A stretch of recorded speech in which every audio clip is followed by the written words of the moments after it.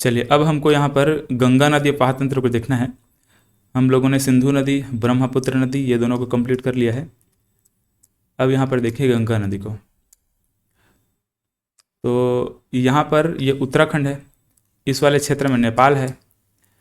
तो यहाँ उत्तराखंड से देखो, उत्तराखंड से यहाँ पर दो नदियों को निकालना है, एक अलकनंदा और भागीरथी। ठीक है, इस प्रकार से एक अलकनंदा रहेगा और दूसरा भागीरथी रहेगा। ठीक है, ये अलकनंदा है और वो वाली भागीरथी है, ये वाली नदी। ठीक है, ये अलकनंदा है, अभी मैं लिखते जाऊँगा। तो ये दोनों नदियों के मिलने के बाद यहाँ पर गंगा नदी बन जाती है। ठीक है, उत्तराखंड में ही देवप्रयाग है और देवप्रयाग में ये दोनों नदी मतलब कि अलकनंदा और भागीरथी जब दोनों मिल जाते हैं, उसके बाद यहाँ पर ये नदी गंगा कहलाती है।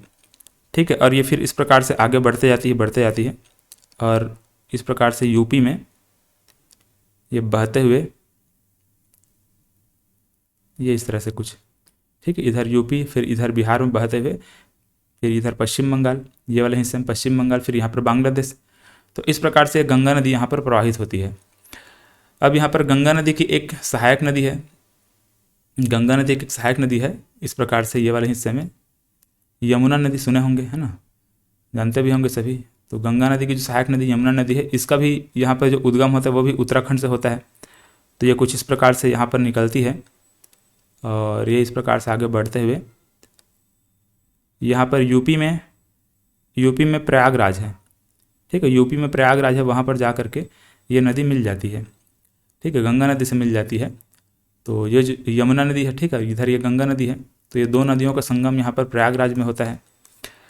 देखो यहाँ पर सबसे पहले इनका नाम लिखते हैं। ये जो नदी है, ये कौन सी नदी है? अलकनंदा, अलकनंदा।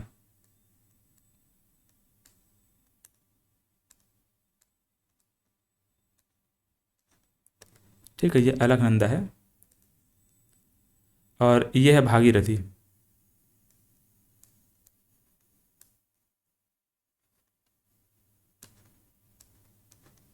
इस प्रकार से, ठीक है, अलकनंदा और भागीरथी। इनका उद्गम कहाँ कहाँ से होता है? तो इनका उद्गम के लिए याद रखेंगे, यहाँ पर ग्लेशियर है ना। इस प्रकार से यहाँ पर जैसे कि यमुना नदी के देखेंगे तो यहाँ पर एक यमुनोत्री नाम का ग्लेशियर है। भागीरथी का देखेंगे तो भागीरथी क्या है? गंगोत्री नाम का ग्लेशियर है। और ये जो अलकनंदा है, अलकनंदा का बद्रीनाथ है। ठीक है, इस प्रकार से तीन मतलब तीनों को इस प्रकार से उद्गम स्थल है। तो ये है गंगोत्री।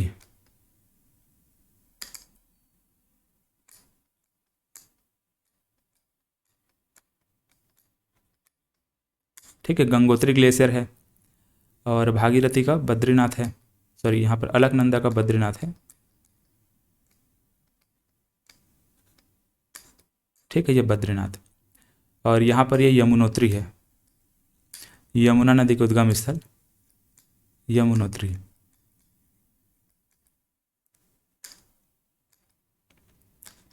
ये कुछ इस प्रकार से। ठीक है, तो तीनों नदियों का उद्गम स्थल हम लोग देख लिए, गंगोत्री से भागीरथी, बद्रीनाथ से अलकनंदा और यमुनोत्री से यमुना नदी। ये जो भागीरथी है, अलकनंदा है, जहाँ पर मिलते हैं, जहाँ पर मिलते हैं उसका उस जगह का नाम है देवप्रयाग। ठीक है, उस जगह का नाम को याद रखेंगे, क्या है? देवप्रयाग है।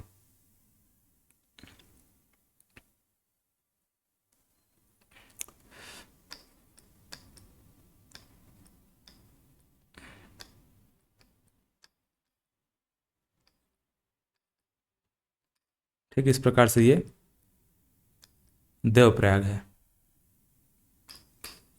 अब देवप्रयाग में मिलने के बाद ये जो नदी यहाँ पर बह रही है, इसको हम गंगा नदी के नाम से जानेंगे।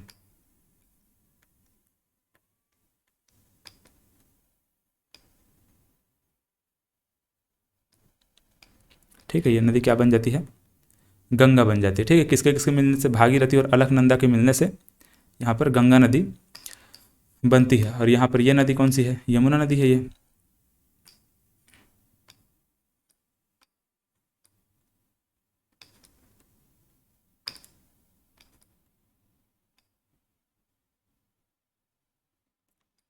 ठीक है, यमुना नदी।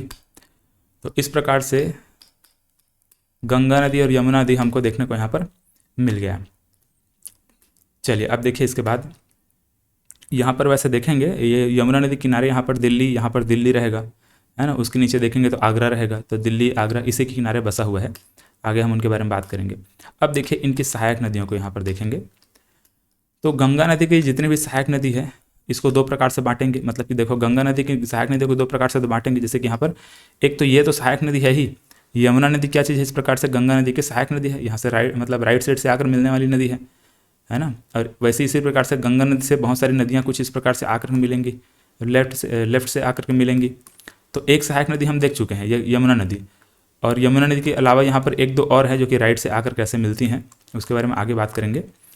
तो गंगा नदी की सहायक नदियों को याद रखने के लिए सिंपल से एक छोटा सा ट्रिक याद रखेंगे यहाँ पे, है ना। जैसे कि यहाँ पर मैं बनाते जाऊँगा तो यहाँ पे आपको ये याद रखना है, रमा घूमते हुए, इसको आप कहीं साइड में बनाइएगा ना, मैं कहीं पर भी इस प्रकार से लिख दे रहा हूँ, इसको कोने वगैरह में कहीं लिखिए आप, रमा घूमते हुए, रमा घूमते हुए घाघरा गंदा की, ऐसे घाघरा गंदा की, इसको याद रखेंगे। ठीक है, इसको याद रखेंगे तो बाकी यहाँ पर जो भी सहायक नदी में बनाने वाला हूँ सब बन जाएगा। देखिए यहाँ पर जो पहला इस प्रकार से गंगा नदी की सहायक नदी में बना रहा हूँ, इसको बोलते हैं राम गंगा। ठीक है, यहाँ पर ऐसे है राम गंगा।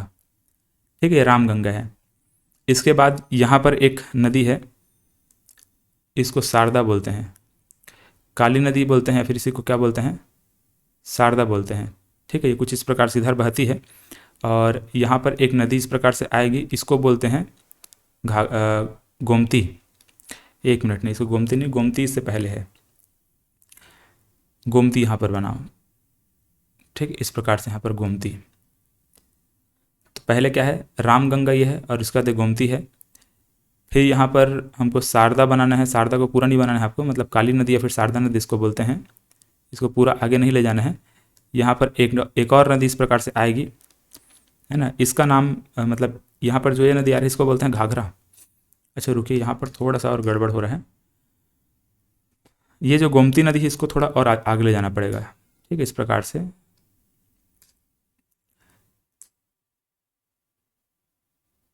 कुछ ऐसे। इसके बाद यहाँ पर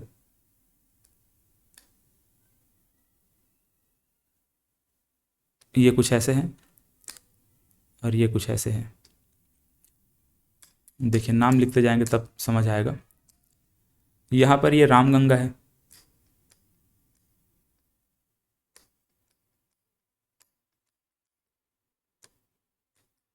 ठीक है, ये रामगंगा। इसके बाद ये गोमती,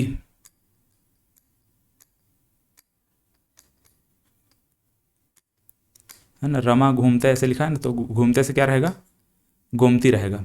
ठीक है, रमा घूमते। अब हुए से तो कुछ नहीं है, घाघरा आएगा सीधा यहाँ पर। ठीक है, ये घाघरा नदी रहेगा।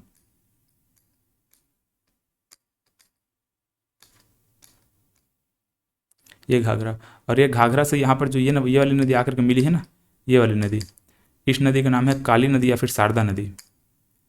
ठीक है, इसको बोलते हैं काली या फिर इसी को बोलते हैं शारदा, ऐसे, है ना। काली नदी या फिर शारदा नदी। यहाँ पर ध्यान से देखेंगे तो काली या जो शारदा है वो नेपाल और भारत के बीच में थोड़ी दूरी में बॉर्डर बनाती है यहाँ पे। ठीक, इधर नेपाल है, इधर भारत है, तो नेपाल और भारत के बीच में काली नदी या फिर शारदा नदी क्या करती है, बॉर्डर बनाती है। और जाकर किससे मिल जा रही है, घाघरा से मिल जा रही है। और घाघरा नदी किससे आके मिल रही है, गंगा से मिल रही है। ठीक है, तो इस प्रकार से है। अब इसके बाद एक और है, यहाँ पर क्या है देखो, घाघरा के बाद क्या है, गंदा गंदा रहेगा। ठीक है, यहाँ पर गंगा नहीं, घाघरा गंदा की, ऐसे याद रखेंगे।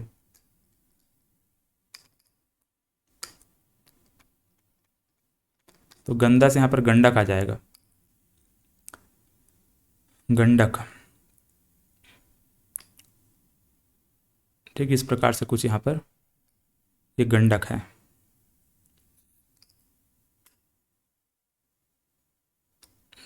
ऐसे गंडक। और लास्ट में फिर यहाँ पर कोसी नदी है। ठीक, ऐसे कुछ कोसी।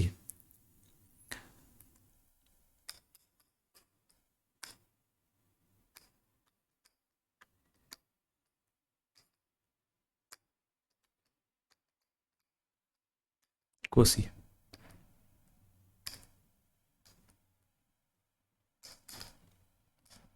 चलिए देखिए, तो ये रमा, गोमती, इसके बाद घाघरा, फिर गंडक, फिर कोसी। तो वैसे बना ना, ये रमा घूमते हुए घाघरा गंदा की, ऐसे की से कोसी रहेगा। तो ट्रिक को ऐसे ही याद रखेंगे, उसमें से मतलब जितने भी नदी हैं वो सीक्वेंस में आपको जम जाता है। ठीक है, रमा घूमते हुए घाघरा गंडकी, थी मतलब कि राम गंगा गोमती घाघरा गंडक कोसी। चलिए, तो इस प्रकार से ये गंगा नदी की सहायक नदियाँ जो कि लेफ्ट से आकर के गंगा नदी में मिलती हैं उसको हम लोगों ने देख लिया। अब यहाँ राइट से जा करके गंगा नदी में जो मिलती हैं या फिर यमुना नदी में जो मिलती हैं उनको यहाँ पर हमको देखना है। तो यहाँ पर सबसे पहले हमको यमुना नदी की सहायक नदियों को देखना पड़ेगा, है ना। यमुना नदी की सहायक नदी हम लोगों ने ये वाले क्षेत्र में अरावली पर्वत इस प्रकार से सॉरी विंध्यन पर्वत इस प्रकार से देखा है। ये वाले क्षेत्र में अरावली पर्वत इस प्रकार से हम लोगों ने देखा है। तो वही जो अरावली पर्वत है और ये जो विंध्यन पर्वत है, इसी अरावली और विंध्यन से बहुत सारी नदियाँ निकलती हैं और जा करके इस प्रकार से जा करके यमुना नदी मिलते जाती हैं, है ना। इन्हीं नदियों को हमको यहाँ पर बनाना है। देखिए, तो यहाँ पर कुछ इस वाले हिस्से में, ये वाले हिस्से में, ठीक है, एमपी में, ठीक है, यहाँ पर क्या रहेगा, एमपी है। ये वाले हिस्से में देखोगे यहाँ पर पूरे इस वाले क्षेत्र में क्या है, एमपी, मध्य प्रदेश है। तो मध्य प्रदेश में एक जगह से, है ना, जामावानी की पहाड़ी बोलते हैं, लेकिन पहाड़ी का नाम आप लोग याद मत रखिए, वो एग्जाम में नहीं पूछा जाएगा। जामावानी की पहाड़ी है एमपी में, इस प्रकार से इस वाले क्षेत्र में। उसी जामावानी की पहाड़ी से एक नदी निकलती है जिसका नाम है चंबल नदी, ठीक है, इस प्रकार से। और निकल करके ये एमपी से सीधा यहाँ पर चली जाती है राजस्थान वाले क्षेत्र में, है ना। और राजस्थान से फिर धीरे धीरे इधर आगे बढ़ती है, राजस्थान, एमपी, और फिर यहाँ जा के यूपी में यमुना नदी से मिल जाती है। ठीक है, तो कुछ इस प्रकार से ही इसका नाम है चंबल नदी।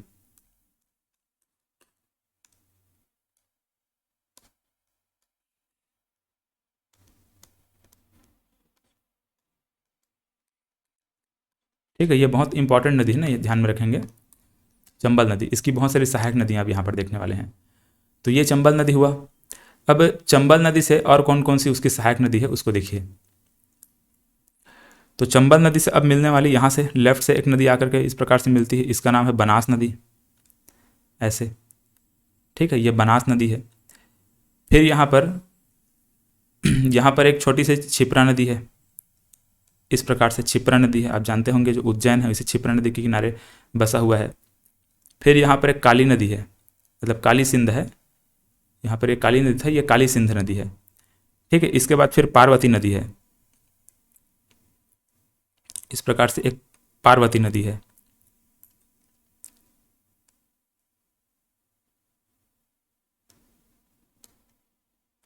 ठीक है, ये पार्वती नदी है।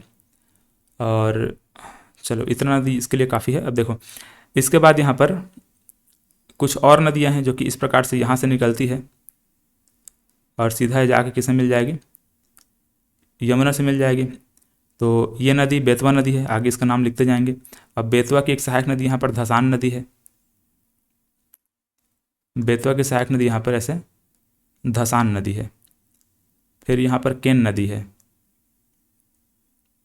ऐसे केन नदी है। फिर यहाँ पर टोंस नदी है, ऐसे। और टोंस नदी यहाँ पर डायरेक्ट देखेंगे तो गंगा नदी से जाके मिल रही है ना, टोंस नदी सीधा गंगा नदी से जाके मिलती है। और आगे यहाँ पर एक सोन नदी है, उसको हम बाद में बनाते हैं, छत्तीसगढ़ में है वहाँ, मतलब छत्तीसगढ़ के पास से निकलती है, अमरकंटक से निकलती है, एमपी से। चलिए, तो इसका नाम क्या है, बनास।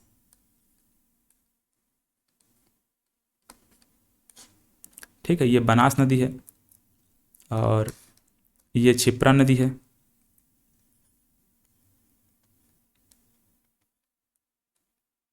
छिप्रा, इसी के तट में यहाँ पर उज्जैन बसा हुआ है ना। इस वाले क्षेत्र में उज्जैन बसा हुआ है कहीं पर, अपन देखेंगे बाद में उसको, है ना। ये यहाँ पर ऐसे।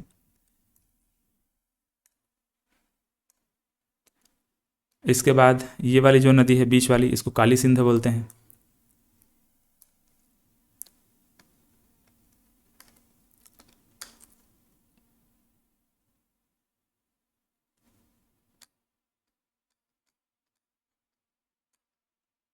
काली सिंध, लिखने का तो जगह ही नहीं है यहाँ पे, नीचे लिख रहा हूँ।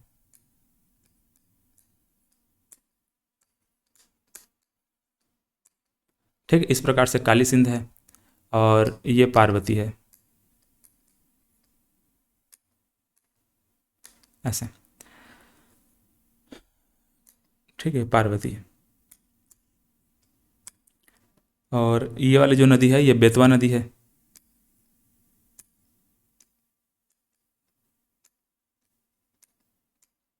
बेतवा नदी।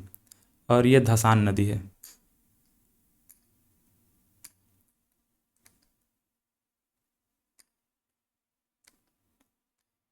धसान।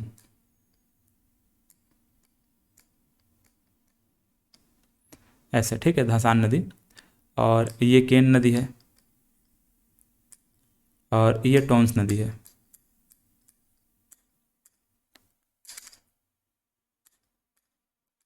ठीक है, ये टोंस नदी है। चलिए, तो इस प्रकार से ये जो भी नदियां हैं सभी एमपी से निकल रही, ध्यान में रखेंगे यहाँ पर जो अरावली पर्वत है उसी अरावली पर्वत के आसपास से यहाँ पर निकल रही ना। इस प्रकार से ध्यान से देखेंगे तो ये वाले क्षेत्र में अरावली पर्वत है, तो उसी अरावली पर्वत के ही आसपास से निकल के जा करके गंगा नदी में, कुछ नदी यहाँ पर गंगा नदी में और कुछ यहाँ पर क्या यमुना नदी में जा करके मिल रही हैं। चलो, तो इस प्रकार से ये जो भी नदियाँ हैं ये सब है।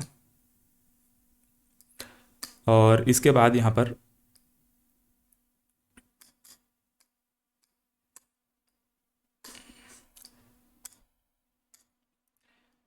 यहाँ पर क्या है, ये वाले क्षेत्र में एक हमारे छत्तीसगढ़, ठीक है, यहाँ पर हमारा छत्तीसगढ़ है। तो छत्तीसगढ़ के पास से यहाँ अमरकंटक की पहाड़ी, ठीक है, हालांकि अमरकंटक की पहाड़ी यहाँ लेते हैं, एमपी में लिया जाता है उसका। तो अमरकंटक की पहाड़ी से इस प्रकार से सोन नदी का उद्गम होता है।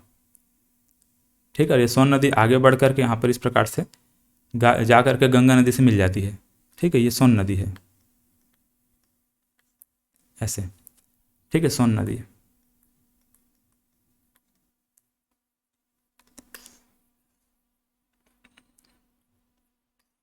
चलिए, अब इसके बाद देखिए यहाँ पर ये वाले हिस्से में एक और नदी है, कुछ इस प्रकार से गंगा नदी की सहायक, मतलब ये हुगली नदी की सहायक रहेगी ये कुछ इस प्रकार से, ऐसे। ठीक है, इसका नाम है दामोदर।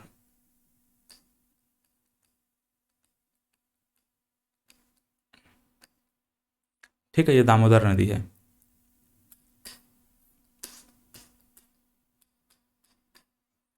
चलिए, तो इस प्रकार से ये मतलब गंगा नदी की सहायक नदियाँ हो गई। अच्छा, यहाँ पर देखो, जैसे कि हम लोगों ने फरक्का बैराज यहाँ पर बनाया है ना, गंगा नदी में यहाँ पर फरक्का बैराज बना हुआ है, फरक्का बैराज बना के इधर हुगली नदी, इधर पद्मा नदी, इस प्रकार से मतलब दोनों साइड मुड़ गया है। वैसे ही यहाँ पर जो सतलज नदी हम लोग देखे थे ना, सतलज नदी और व्यास नदी, इस सतलज और व्यास के बीच में यहाँ पर भी एक बैराज बना हुआ है जिसको बोलते हैं हरिके बैराज। इसको आप लोग जा करके उसमें नोट कर लीजिएगा, मतलब वो वाला टॉपिक, मतलब गंगा नदी सिंधु नदी वाला टॉपिक मैंने इसको नहीं बता पाया था। इसको बोलते हैं हरिके बैराज।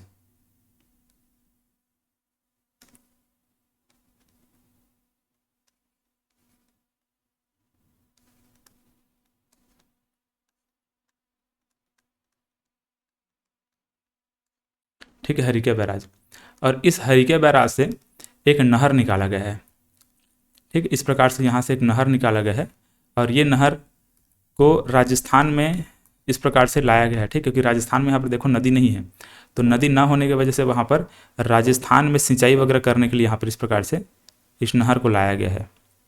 ठीक, ऐसे, इसीलिए इसको राजस्थान की जीवन रेखा बोलते हैं। ठीक, इस नहर का नाम है इंदिरा गांधी नहर।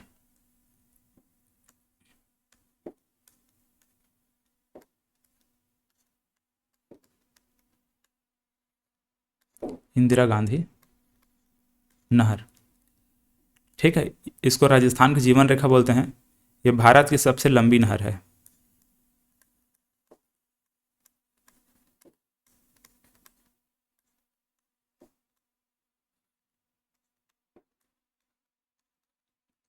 ठीक है, इसका लंबाई है 600, ठीक है, 649 किलोमीटर, ऐसे लंबाई इसका।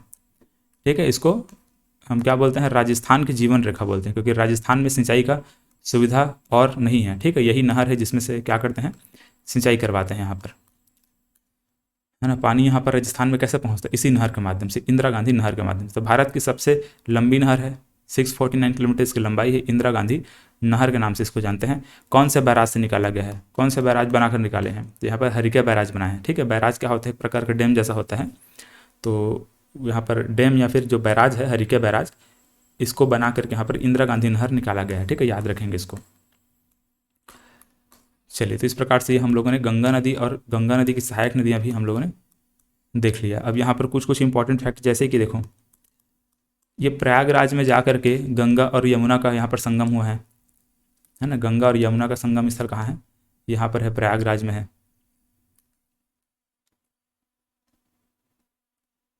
ठीक है, ये प्रयागराज है, ऐसे इसको याद रखेंगे। ठीक, प्रयागराज।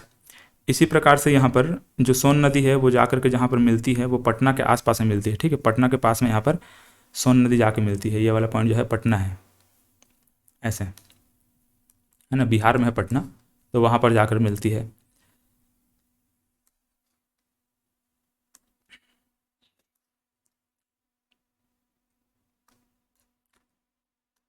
यहाँ पर उज्जैन है ना, ये वाला पॉइंट जो आपको दिखाई दे रहा है, ये उज्जैन है।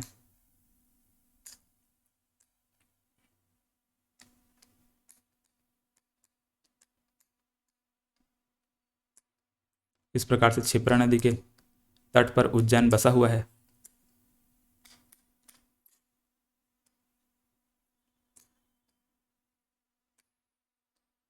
अब यहाँ पर गंगा नदी की लंबाई अगर पूछा जाएगा तो कितना बताएंगे? गंगा नदी की लंबाई या तो 25-25 रहेगा या तो 25-10 रहेगा, है ना। दो लंबाई इसमें भी हम लोग देखते हैं, एक तो 25-25 किलोमीटर रहेगा या तो रहेगा 25-10।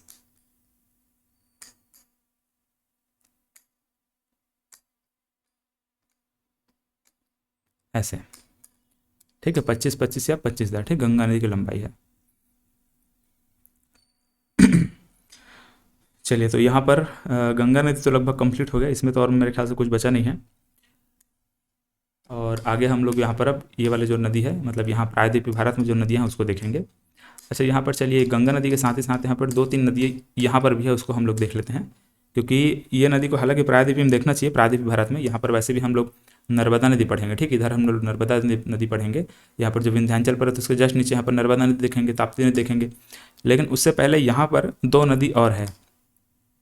ठीक है, इन नदियों को भी यहाँ पर जानना बहुत ज़रूरी है। जैसे कि एक नदी जो यहाँ पर मैं बनाने जा रहा हूँ, ये कुछ इस प्रकार से, ये ऐसे उल्टा बहती है, मतलब कि यू आकार में बहती है, पहले ऊपर जाती है और फिर वापस कहाँ आ जाती है? नीचे आ जाती है। ठीक, ऐसे इसको बोलते हैं माही नदी।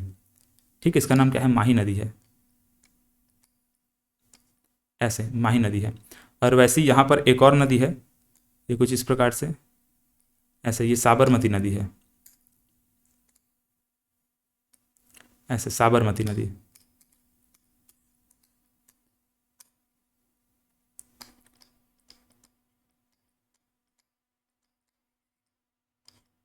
ठीक है, ये साबरमती नदी है और ये माही नदी।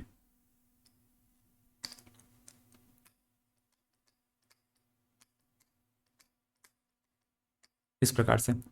अब माही नदी की एक विशेषता यहाँ पर क्या है? देखो, माही नदी की विशेषता एक यहाँ पर है, एक है कि ये कर्क रेखा को 2 बार काटती है। ठीक है, कर्क रेखा को 2 बार काटने वाली कौन सी नदी है अगर आपसे पूछा जाएगा तो ये माही नदी है। ठीक है, कर्क रेखा मैं आगे आपको बताऊंगा। मैं अभी भारत के भूगोल में आप लोगों को पढ़ाया नहीं हूँ, लेकिन आप लोगों को ये पता होना चाहिए कर्क रेखा क्या होता है, मकर रेखा क्या होता है ना। तो इस प्रकार से ये हम लोग जब पृथ्वी देखेंगे इस प्रकार से, तो यहाँ पर हम लोग क्या देखते हैं? ये जितना भी अक्षांश रेखा है, ठीक है, ये जब ऐसे भी हम लोग इतना जो भी रेखा बना रहे हैं, ये सभी क्या है? अक्षांश रेखा देखते हैं। और इस प्रकार जो हम लोग रेखा बनाते हैं इसको देशांतर रेखा बोलते हैं। आगे मैं इनके बारे में बात करूंगा। तो यहाँ पर जो 23.5 अंश की जो अक्षांश रेखा हम लोग देखते हैं, उत्तरी अक्षांश रेखा, उसको कर्क रेखा बोलते हैं। और इसी प्रकार से नीचे साइड में जो हम लोग 23.5 अंश की जो अक्षांश रेखा देखते हैं उसको मकर रेखा बोलते हैं। अब बीच में जो रेखा होती है उसको भूमध्य रेखा बोलते हैं। ठीक है, भूमध्य रेखा, तो ऐसा टाइप का है। तो ये 23.5 अंश की जो उत्तरी अक्षांश रेखा है उसी को कर्क रेखा कहा जाता है। और वही जो कर्क रेखा है यहाँ से होकर के गुजरती है ना। हमारे भारत में देखेंगे, भारत के 8 राज्यों को काटते हुए जो कर्क रेखा है वो निकलती है ना। वो जो इमेजनरी लाइन है वो कर्क रेखा आगे उनके बारे में बात करेंगे। ठीक है, फिलहाल तो अभी यहाँ पर मैं ऐसे इसको मैं कर्क रेखा को बना रहा हूँ। ठीक है, तो कर्क रेखा कुछ इस प्रकार से यहाँ पर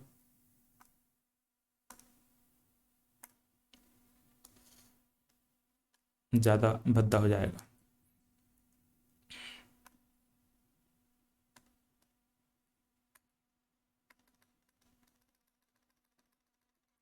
ठीक, इस प्रकार से यहाँ पर एक कर्क रेखा गुजरती है।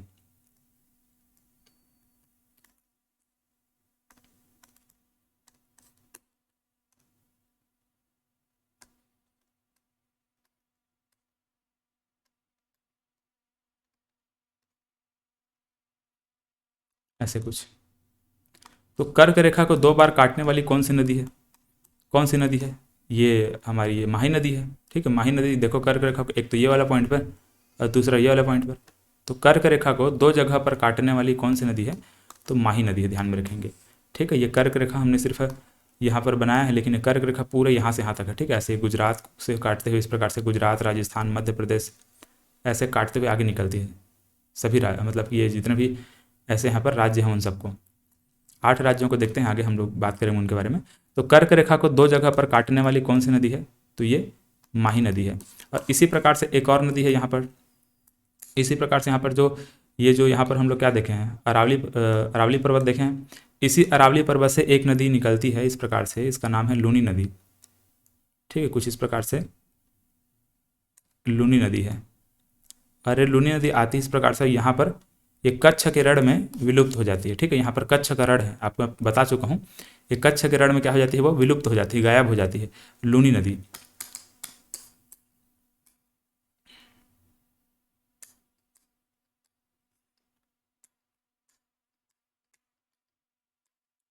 ठीक, ऐसे लूनी नदी कच्छ के रण में जाकर के गायब हो जाती है। ठीक है, ये किसमें से निकल रही है? ये भी विंध्याचल पर्वत, सॉरी अरावली पर्वत से निकल रही है। यहाँ पे अरावली पर्वत है, वहाँ से निकलती है। चलो, तो इस प्रकार से गंगा नदी के जितने भी सहायक नदी इधर हम लोग देखें, और यहाँ पर 3 नदी और देखे हैं जो कि लूनी नदी और साबरमती नदी, माही नदी। ठीक है, इनके किनारे किनारे में कौन कौन से जहर है, मतलब कौन कौन से शहर है उसको हम लोग देखेंगे। जैसे साबरमती किनारे यहाँ पर अहमदाबाद देखने वाले हैं, है ना। तो ये सब चीज़ के बारे में हम लोग और आगे बात करेंगे। चलो, फिलहाल तो यहाँ पर गंगा नदी कंप्लीट हुआ। अब इसके अगले वाले क्लास में हम लोग यहाँ पर इधर जितने भी नदी हैं उन सबको देखेंगे, और बीच बीच में अगर कुछ पॉइंट अगर छूट गया होगा उसको भी हम लोग कवर करते हुए चलेंगे। धन्यवाद, मिलते हैं अगले क्लास में।